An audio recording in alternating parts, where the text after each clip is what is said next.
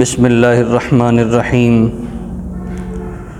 نحمدہ ونصلی ونسلم علی رسولہ الکریم اما بعد اعوذ باللہ من الشیطان الرجیم بسم اللہ الرحمن الرحیم ان المبذرین کانوا اخوان الشیاطین وکان الشیطان لربہ کفورا صدق اللہ مولانا العظیم۔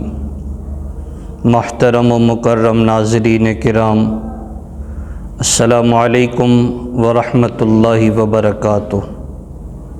آج کا موضوع سخن ہمارے معاشرے میں رائج اور نافذ شادی بیاہ کے موقع پر کچھ رسوم ہیں جو کہ یکسر شریعت کی طرف سے مخالفت کے زد میں آتی ہیں، لیکن شاید لا علمی کی بنا پر یا اس موضوع پر مسائل کی معلومات نہ ہونے کی وجہ سے مسلمان آہستہ آہستہ ان رسوم و رواج کی دلدل میں پھنستے چلے جا رہے ہیں۔ ہمارے ہاں بالخصوص مایوں اور مہندی، سب سے پہلے ہم ذکر مایوں کا کرتے ہیں کہ اول مایوں کسے کہتے ہیں۔ نکاح اور رخصتی سے کچھ دن، زیادہ تر رخصتی سے کچھ دن پہلے، ایک ہفتہ پہلے بچی کو ایک مخصوص جگہ پر بٹھا دیا جاتا ہے، گھر میں کسی ایک کونے میں، کسی ایک کمرے میں۔ بعض دفعہ اس کے پاؤں پر مہندی لگا دی جاتی ہے اور بعض دفعہ اس کے چہرے پر ابٹن مل دیا جاتا ہے، جس کے بعد اس بچی کا، اس لڑکی کا گھر والوں میں جو محارم ہیں ان کے ساتھ بھی تعلق توڑ دیا جاتا ہے اور یہ سمجھا جاتا ہے کہ اب اس نے کسی اور کے سامنے نہیں آنا، چاہے وہ بھائی اور والد ہی کیوں نہ ہو۔ یہ مخصوص طریقہ کار جو ہمارے ہاں امپورٹ ہوا ہے وہ ہندوؤں سے امپورٹ ہوا ہے۔ کچھ دن پہلے جب پاکستان میں ہم نہیں آئے تھے اور ہندو اور مسلمان ہندوستان میں سب مل کر رہتے تھے، تو وہاں اختلاط کی وجہ سے کچھ رسم و رواج دیکھنے میں آئے۔ وہی رسم و رواج دیکھا دیکھی میں مسلمانوں میں آتے چلے گئے۔ اس میں ایک رسم یہ مایوں کی رسم بھی ہے۔ مایوں میں بیٹھنا بٹھانا شریعت کی جانب سے اس کی کوئی پابندی نہیں ہے، یہ ایک رسم و رواج ہے۔ یہ ہر خاندان میں اپنے اپنے طرز پر اور اپنی اپنی شکل میں موجود ہے۔ بٹھانے سے کوئی ممانعت نہیں، لیکن اس رسم کو اتنا ضروری اور لازمی سمجھنا کہ جو بہن کو بھائی سے روک دے، بیٹی کو والد سے روک دے، یعنی اس چیز کو اپنے اوپر لازم کرنا کہ جو لازم نہیں، جو ضروری نہیں، یہ طریقہ کار دین مطہر میں، شریعت میں مناسب نہیں ہے۔ اس لیے کہ جو چیز دین میں ہے ہی نہیں اس کو زبردستی دین سمجھنا یا اس کا التزام کرنا یہ کوئی بہتر عمل نہیں ہے۔ اس لیے اجتناب کرنا چاہیے مسلمانوں کو ہر اس رسم سے کہ جو رسم ہمارے ہاں دین نے جس کی اجازت نہیں دی۔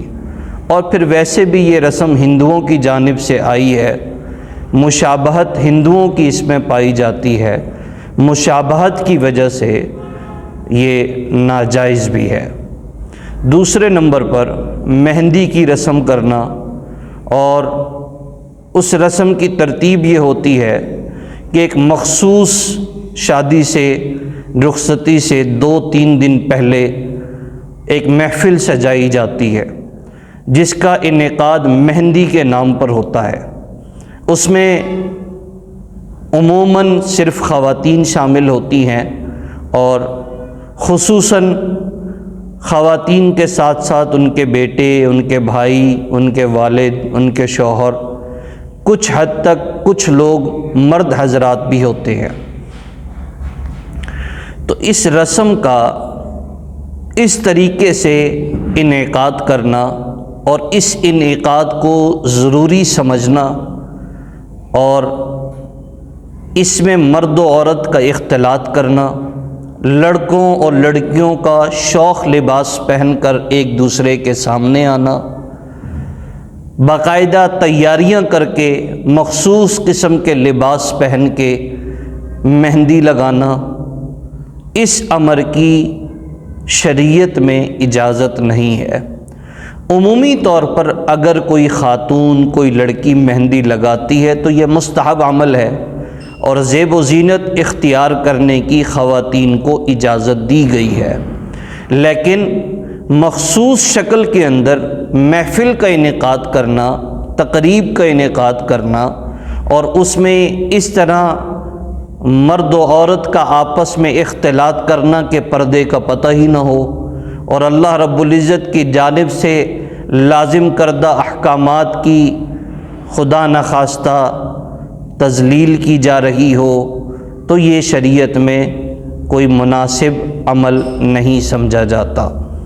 چنانچہ اگر لڑکی مہندی لگاتی ہے کوئی حرج کی بات نہیں، خواتین شادی میں، رخصتی میں شرکت کے لیے مہندی لگاتی ہیں، کوئی حرج کی بات نہیں، لیکن مخصوص طرز پر محفل کا انعقاد کر کے بے پردگی کرنا اور اسی طرح شوخ لباس پہن کر لڑکا لڑکی کا آپس میں ملنا، ان اوامر کی شریعت میں اجازت نہیں ہے۔